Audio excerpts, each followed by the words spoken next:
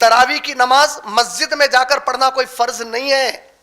حالات کے حساب سے سمجھیے, اپنے اپنے گھروں میں تراویح ادا کیجیے.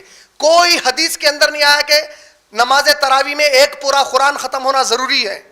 چھوٹے سورے جو آپ کو یاد ہیں, یہ آپ کے لیے موقع ہے کہ اپنے گھر والوں کے ساتھ ٹھہر کر ایک بار اپنے گھروں کے اندر بھی کچھ آباد کریں گھر کو, جہاں صبح سے شام تک ناچ گانے, ابھی تک پتہ نہیں کیا کیا چلتا تھا. سب کے گھروں میں نہیں بول رہا ہوں, جہاں بھی ہوتا تھا. یہ ایک موقع ہے, آپ امامت کریے.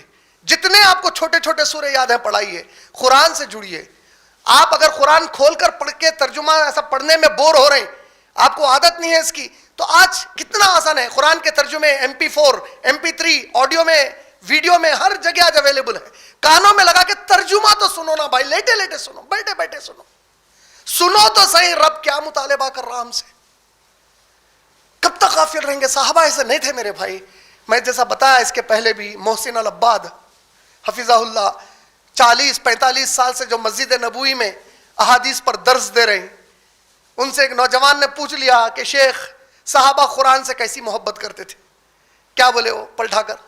تم لوگ اپنے ہاتھ میں موبائل صبح سے شام تک کتنی دیر رکھتے؟ بولے نیند میں سے اٹھتے موبائل لیتے, سونے کے وقت پہ موبائل بازو رکھتے. صبح سے شام تک صحابہ سینے سے قرآن کو ایسا لگا کے پھرتے تھے.